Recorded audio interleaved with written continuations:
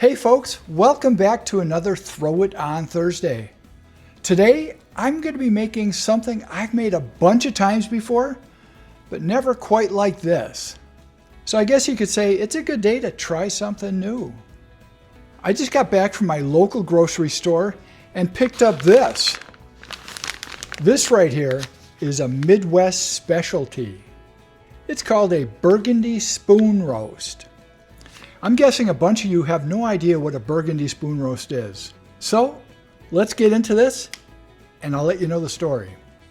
A spoon roast isn't a cut of meat like a chuck roast or a ribeye or a flank steak or a pulled pork. It's a tenderness guarantee. Midwest butchers use that name to tell you that if you cooked it right, meaning low and slow, it would be so tender you didn't need a knife to cut it, you could actually cut it with a spoon.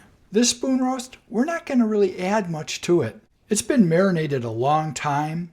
The seasoning in the marinade has penetrated through here, making it real flavorful and pretty tender. All I'm going to do is add a light rub to it.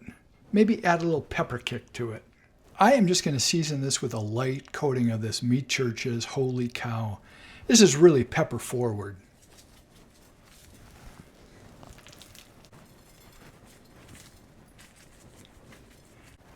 Okay, time to start cooking. I mentioned I've cooked these spoon roasts quite often. My favorite way of cooking it is on the grill. I crank the temperature up, sear all the sides, turn the temp down, and just let it cook till it's done. It is so good. Today, I'm cooking it a little different. Today, I'm making the spoon roast on my smoker. Never did it that way before. I have it set to 250. I'm going to let it cook till it gets to be about 160. At that point, I'll put it in a pan, throw some vegetables in there, some beef stock, maybe a little red wine. I'll cover it up, and we're going to braise it till it gets to be spoon tender. Hey, we're making a spoon roast. All right, we are now up to 250. Time to put this on. We're going to let this just hang out here till this hits about 160. While that roast is slowly coming up to temperature, I think it's a good time to talk a little bit more about where this Burgundy spoon roast came from. Back in the day, especially here in the Midwest, butchers used to take cuts of meat like sirloin or shoulder roasts and label them as spoon roasts as sort of a promise. Not a promise of what it was, but what it could be if you cooked it low and slow. You'd end up with something that was so tender you didn't need a knife to cut it, you could cut it with a spoon. That cooking style fit perfectly here, especially around this area where we have a lot of things called supper clubs.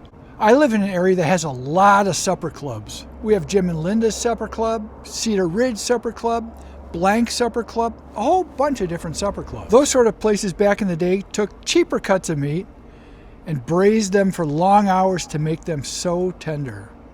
And the Burgundy version you see in the stores today, well, that came from that era too, when wine braised beef suddenly meant you were eating fancy. I think it's time for me to get back in the house because it is really cold out here today. I'll check back in when this thing gets up to 160.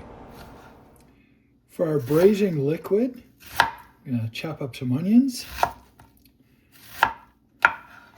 Cut some mushrooms in half.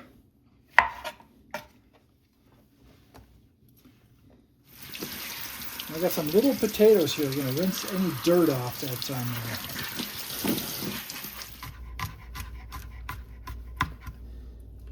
there. A little bit of garlic. So let's start assembling this. Throw some onions on the bottom and a few mushrooms. Some potatoes.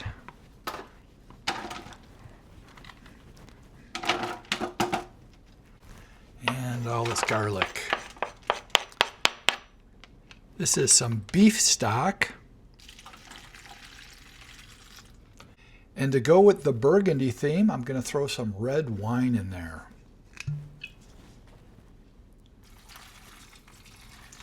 That beef spoon roast is almost up to 160. As soon as it gets there, I'm going to put it in this aluminum pan. We'll put the rest of the vegetables on and maybe a little more liquid Then we're going to seal it really tight with aluminum foil. All right, we made it up to 160.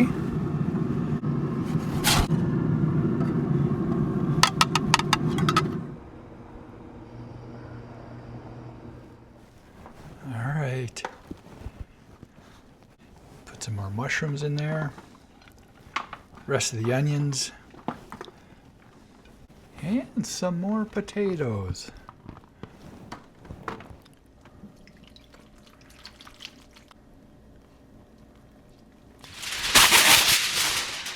Cover this nice and tightly.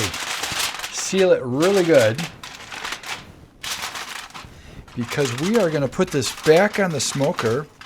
I bumped the heat up to about 180. We're going to put this back on the smoker and let this get up to about 200 degrees. Once it hits 200, I'll probe it to make sure it's nice and tender, and then we're really close to trying it. Okay, putting it back on. I forgot to mention that this is about a 3¼ pound roast. It took nearly 4 hours to get up to 160. I think it's going to take another couple hours to get up to 200. We'll see. Okay, 3 hours later, finally got up to 200 degrees. Actually, it's about 205 right now. Man, 3 hours later, from 160 to 205. It's pretty cold out here, so maybe that has something to do with it. All right. I've had this grill set to 280 degrees. It took 3 hours to get up to 205. I'm going to take this off now, get this back in the house, and let this rest for a while.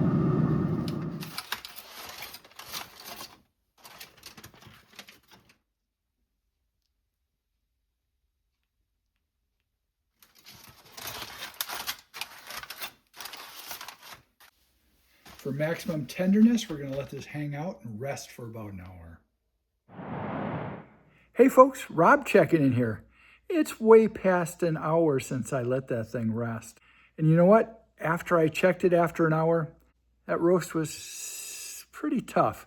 Definitely couldn't cut it with a spoon. So I put it back in the oven, raised the temp up to 210, let it rest for half an hour, and now that spoon roast is ready to eat. But unfortunately, as you can see there, it's past 11 o'clock at night, and it's a little bit too late. So tomorrow morning, I'm going to be reheating that spoon roast up, and we are going to have the most delicious and tender Burgundy spoon roast for lunch. At least that's what I'm hoping.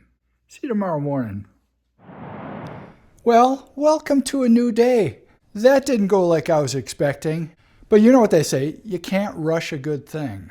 You can, however, plan a little better, and I totally failed at that. I should have known with it being so cold yesterday and me starting so late, I was going to run into problems. But, oh well. As the kids say, my bad. But in reality, restaurants and supper clubs, you know, they cook their low and slow stuff a few days ahead of time, and they just heat it up for service. So that's what we're going to do. I'm going to take that roast and put it in the oven at 300 degrees and get it up to serving temp.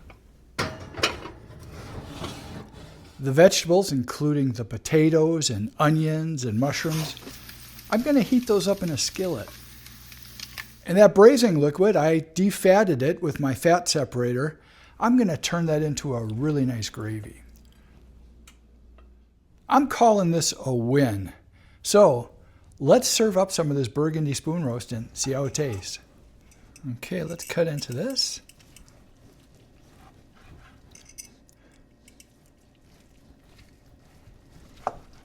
Oh, it is falling apart there. That's what we want. Time to plate it up.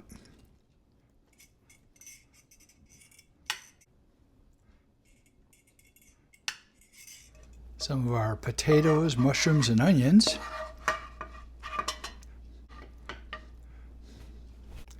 A little bit of gravy. Remember, we made that with all that braising liquid. Man, I've been tasting it. It's pretty good. And finally, for that old school supper club feel, got to throw some parsley on there. Of course, some little tiny cherry tomatoes.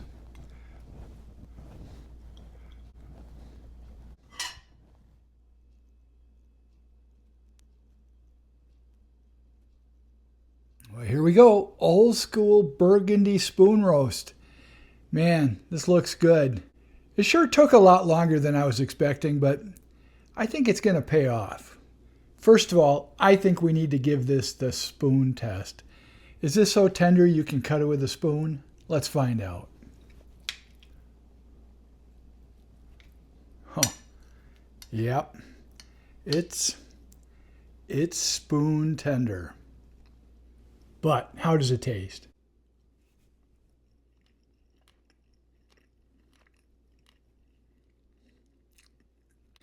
It's got a really nice deep beefy flavor.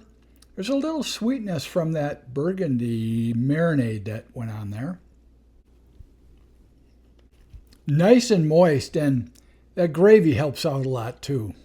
I think I have to try one of these potatoes.